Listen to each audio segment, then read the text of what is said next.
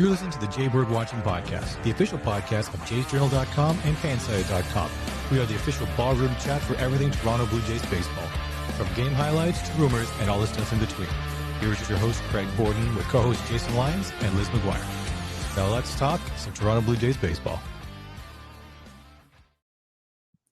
Just like the Toronto Blue Jays this offseason, I am your host, Craig Borden, and we are coming in hot. We got breaking news right here on, the fun is we're only an hour apparently late to the show, but close enough for this one. Jason, How the heck are you? Glad I get to see you on a random Saturday. Yeah, I know. Good, man. I had a big poker night with some of my baseball dad buddies. Jamie Lawson, who's a dedicated listener to the cast, donated a fair amount of money last night to the cause, which is great. We had a good time, kept it on a pretty even keel. So excited for the Niners tonight. And, there you go. And, just a good little Saturday now. I know. Unfortunately, my Sabres are now going to lose finally. So the Shoresy principle has been unfortunately proven to the point like that. Yeah. It's been broken. They finally lost. So, but anyway, we have some big news to talk out. And I played on this on our episode last night a little bit. I'm actually very, very surprised and impressed that this actually came to fruition, especially on the Blue Jays fashion, because the other fun of this whole thing is I would have assumed that somebody else was going to sign this wonderful gentleman, but we are going to have Kazuma Okamoto as a Toronto Blue Jay, and probably at the end of the day, Jason, our brand new third baseman, just like that. Snap of a finger. I mean, and it's interesting because, I was having a look in our Discord. Check it out if you're not already over there. But, a number of the people over there made a good point, like what does this sort of do for the Jays moving forward offensively? Like, does it eliminate Barger as being a third baseman? Does it, immediately put him into the outfield? And that's just where he lives now and there was a couple of people in there that made really good points about the fact that it does allow for what I think was one of the Jays' strongest points this year, which was flexibility. Let's just hypothetically say that Vladdy needs a day off. This guy, it can play first, he can play third, and he can play in the outfield. I understand he's not great in the outfield, but, I don't know if that's why you're getting him. But if you can have him as somebody who checks in and out with Vladdy and Barger at first and third, and then in a dire situation has to play an inning or two of outfield against somebody who's bad, his bat should make up for that based on what I can see so far, because he does like to hit balls pretty dang hard. Yeah, we're going to show off some of that because I got some great footage. And if anybody's in any of our wonderful chats, I just put the link for our Discord chat. If you would like to join the fun that is our Discord chat that is specifically for Jaybird watching here and Blue Jays fans, Friends of the Feather, all that kind of good stuff, make sure you check that out because those links will take you right to the chat that you can join in and talk with Jason, Liz, and I, and all the other wonderful Blue Jays fans that are in that group right now. But to your point, Jason, this is a wonderful bat and another piece that is very Blue Jays from what we saw in this 2025 season. He can move around. There's some pieces there, but it seems like he's quite, fond of third base from what I've been reading, what I've been seeing. I think that's where the best piece is to this. So the Blue Jays rest of the lineup falls back to, okay, now Ernie Clement moves to second. Andres Jimenez is going to definitely be playing short. And you get Addison Barger in right field, which honestly, I love Addison Barger's arm in right field. And watching what he did in the postseason, I think that actually plays up very, very well and finally gives him a home that he can actually, be good. He was a shortstop when we recruited him. So and I mean, I saw him play when he was with the Canadians. I saw him play at short and I saw him play at first. And interesting, I never saw him play at third base. And then when he was just about to be sent to Buffalo, I think it was at the end of the year, they had him playing right field. And I remember being there for an outfield assist where he absolutely zipped one home and the guy was probably out by enough that he probably could have turned around and maybe potentially been safe back at third. He was that far out. Wow. But it's, you have to, again, I'll reference my buddy, Chris Randall, the best guy I've ever coached with. He said, be a baseball player first, position player second. And I mean, that's what Addison Barger is proving that he is he's a baseball player first and put him anywhere. And he's going to, he's going to give you a lot. But yeah, I mean, I feel like just looking at what this guy can do, and sorry, where he's been, and I feel like this is a steal. I kind of felt like that as well, and we were talking on the Discord chat and whatnot, and just to put the numbers in front of everybody, our statistician Cullen, that's been on the show a few times, that comes in hot here with the comment of 4 years, $60 million. Apparently, this is new news to me too. The no opt-out part in a $5 million signing bonus. So to that point, Jason, I don't have a problem with this. And your brother saying that it's 15, average annual value, not such a bad deal at all. I really do. I'm having trouble poking holes in this whole thing from any level and seeing anything that I don't really like about it. And he produced a 3 WAR basically every year in Japan. Yeah. And he's been hitting home runs. It's the 30, 40 home run guy. Batting 270, 280 in those leagues. There was even a year where it was a little bit of an outlier in 143 games where he batted 309. Yeah. 2025 this year, though, between 2 different teams, 2 different leagues, batted 322 in 77 games. So it was a little short for him this year, but it is what it is. I thought that was really interesting to see what he did. But he's also shown up at the World Baseball Classic a couple times, and he's one of those guys who was on a number of teams' radars. I know that the San Francisco was interested, Atlanta was in. There was a few teams out there that were definitely interested in this guy. So, yeah, let's go to the tape. Let's go to the tape. I got the tape here. So this is him, and this might be the winning run, eventually the winning run for the World Baseball Classic. Is this he crushed this? Yeah, look at that. See ya. It doesn't seem like it goes that far over the fence, but anybody that's seen what this Miami field looks like, it is not a little ballpark there. No, it's huge. Huge. So, and as our wonderful friends on Reddit had mentioned in this, he batted 333 with a 1.278 OPS in the World Baseball Classic. Wow. Just obnoxiously wild. And let's just talk really quick on one other thing here, because I have it still in front of me now. I just messed up all the layouts. Oh, hey. Son of a bitch. So, live show. Anything can happen. So, on this note, you want to know another wonderful, he's obviously played all these guys that are newcomers to the major leagues, and one of them being Roki Sasaki. And in the midst of this one, I'm just going to turn the an audio on too, because why not? Because it's just fun to hear the tater here from Okamoto. That's Roki Sasaki. Folks, there's a big snowstorm in Buffalo. Yeah, look at that.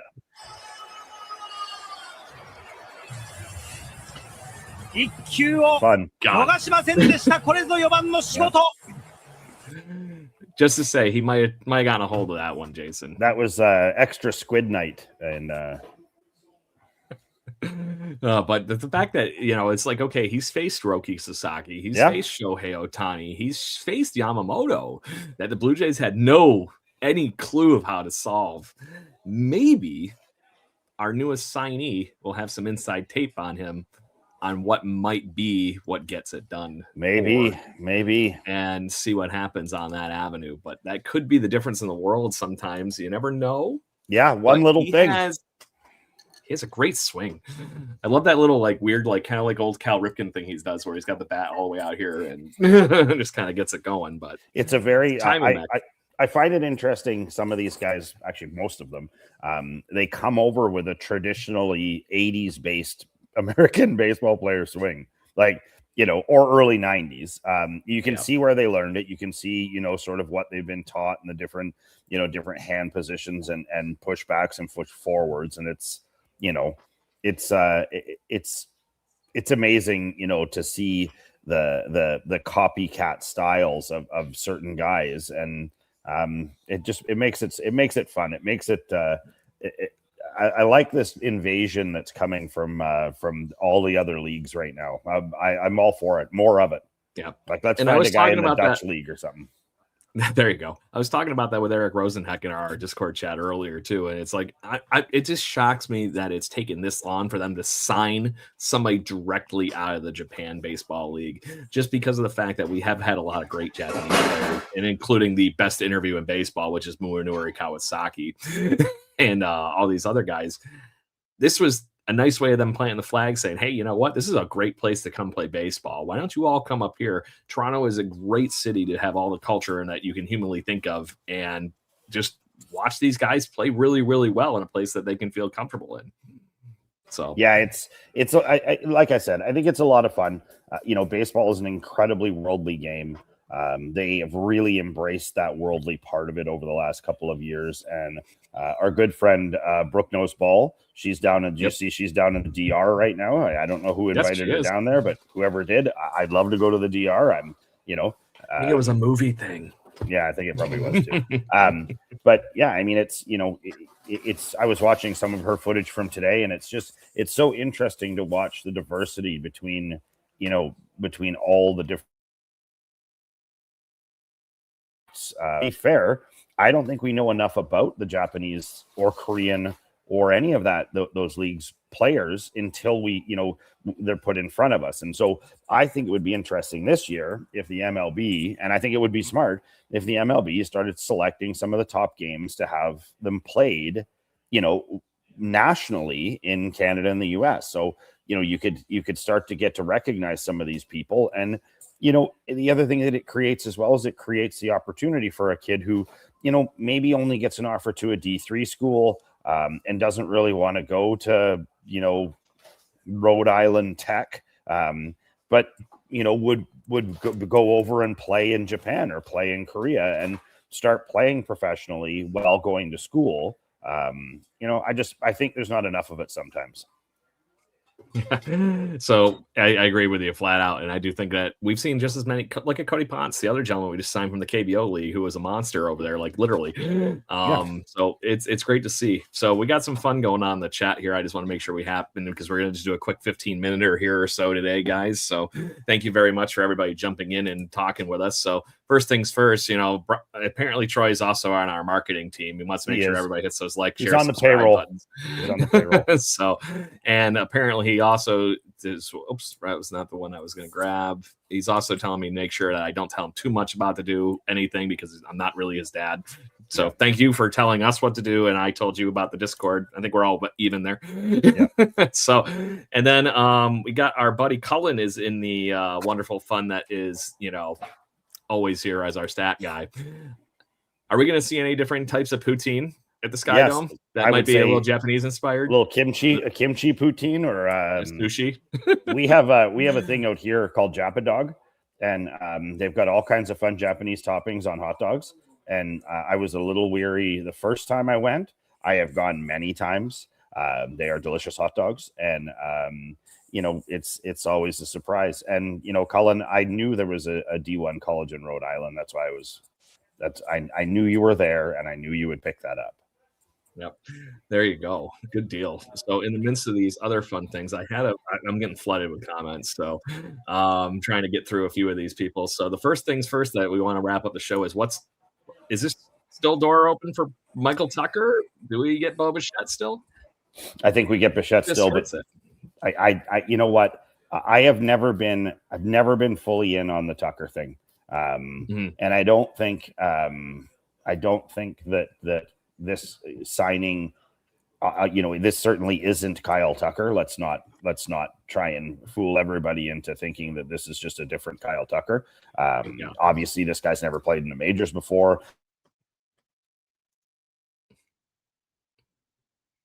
I have no idea but I feel like Bichette is a much more critical piece to get signed. I feel like over the next 2-3 years, there'll be a lot of outfielders that hit the similar to, like all the guys that are out there right now, like even the Bellingers and the other guy. There's lots of those guys. They're a dime a dozen. In fact, we have a ton of them on our team.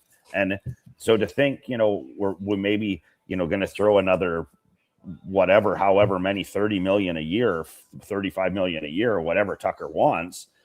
Do you maybe let somebody else get their hands dirty with that one and and just stay away from it. Like, as long as he doesn't land in the AL East, that's the catch. And could Barger be Tucker? Could Barger be Tucker this year? Yeah, but I don't think it's going to hurt Barger if he does come here. I think it's going to hurt the backups that we have, because Barger's bat needs to be in this lineup. I think if you sign Kyle Tucker with now what you just done with Okamoto, you are going to send waves through this roster. The outfield is going to be fair game for trade, and it's going to be trading for pitching, which is not a bad thing, because the only other thing you could do here, maybe Barger plays shortstop again. Yeah, I mean, I don't know. There's worse things. and Mike B makes a good point. Like, we're pretty much discounting whether Jimenez and Ernie just play 2, or Ernie plays short and Bo and Jimenez play 2, or Ernie is a shortstop. He's been playing everywhere but that. It's one of those things where you have to figure out the right combination for all of those things. And Bo has proven that the strength of his bat is well worth keeping him in almost every situation. Even half of Bo hit a massive home run, in Game 7.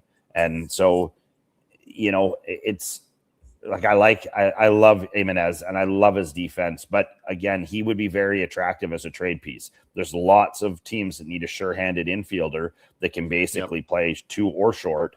And we have an embarrassment of B outfielders, and I'll just say with Jimenez, you have an extra shortstop if you end up getting Bo Bichette or any of these fashions, or you move Barger in. It's a little crazy. Happens. Yeah, it's a little crazy right now. But it's nice that all those pieces can move around, though. Yes. And I just don't want to lose Bichette for nothing.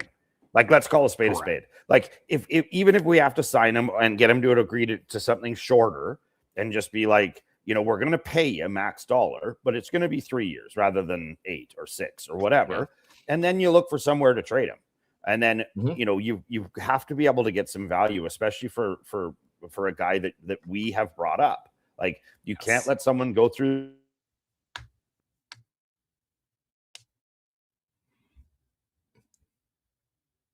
I lost you. So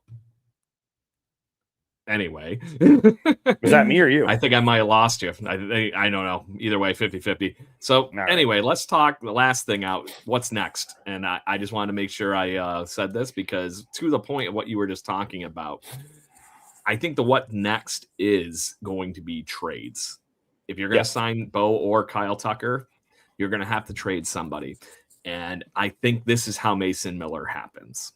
And that is going to be what is wild, Jason, because if they are able to trade some of these major league ready assets, that is where this is going to get really crazy. Because right now they don't have the major league assets to trade because they need them.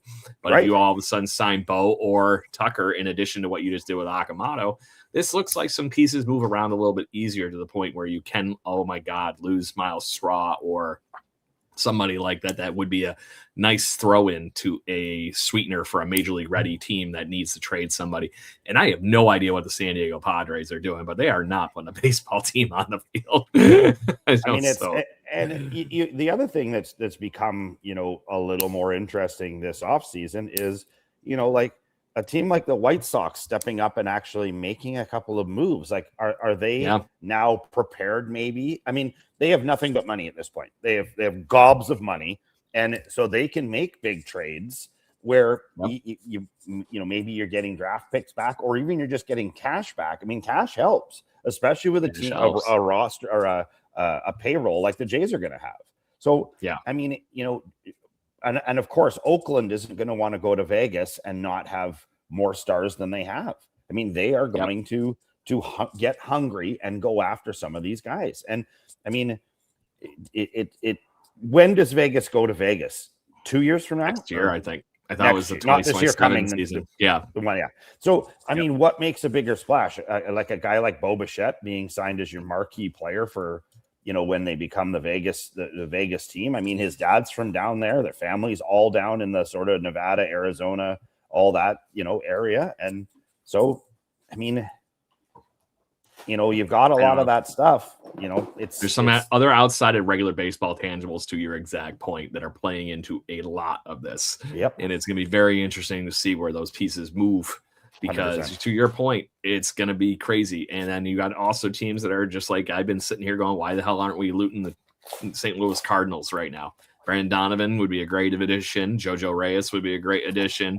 Those are some pieces that would be very easily, and now in those trade scenarios I was alluding to there, that might become a little bit sweet. So, but anyways, is there anything else that you would like to finalize and add on here, Jason? I know we went over a 15-minute mark, but there was some great stuff going on in our chat. I want to make sure I gave everybody a chance. And again, like just so you guys all know, and girls all know, I mean, like, we greatly appreciate the fact that, over 80 of you now, like, just in that little 15-minute span, hopped on. The one thing I will say is you guys see us on our socials and all the rest of that stuff, and we love the comments and stuff, but let's get more coming in. Like, if you guys have players you want us to try and effort to get, old players or anything like that, if there's stuff that you guys want to hear, see, all of that, very open to that and chasing those things down. And just, thank you guys for, like, even a little sign or a signing like this where, people are sitting around, they're busy on their weekends, thanks. Yeah, I agree with you, man. It's been a fun 2025. I'm looking forward to 2026. The barroom chat is wide open. Make sure you grab a stool. We are always ready to chit chat on Toronto Blue Jays baseball right here on Jaybird Watching, now sponsored by our friends Jay Birdie Baseball Company. Make sure you head over and talk to them and check out their wonderful gear. And they even got a hat coming for us, Jason. That's really fun. I'm super stoked about it. So stoked. So make sure you use the promo code JBirdPod15 and you get a 15% discount. So check that out. So until I guess we meet again, Jason, or we have further news, we're going to have Joanne from Babes Media to talk all AL East rival on Wednesday. You guys should go check her out. She's smart and knows her stuff. And it's going to be a good one because she's a diehard Yankees fan. And there's nothing we like more than ripping apart diehard Yankees fans. It's going to be a fun debate back and forth. I can tell you she's going to be very, she's Canadian, so she's in enemy territory already anyway, as far as the Blue Jay fandom goes. But it's going to be a fun time. So we'll talk to her, and then we're going to be having Zach Lutz to talk all things Little League and the wonderful fun that is, coaching youth sports and whatnot the following week. So those are the next 2 weeks. And any other crazy news that comes up. Apparently Jason, Liz, or I will be rounding it up here, and we'll have some fun. So thank you very much, everybody, and we hope you have a great rest of your weekend. Cheers. Bang, bang. Thank you for listening to the Jaybird Watching Podcast. Please follow us on Facebook, Instagram, Twitter, Twitch at BirdwatchingGC, and our YouTube channel. If you want to support the show and get extra content, please consider joining to our Patreon at patreon.com/birdwatchinggc. Go Jays, go. Woo!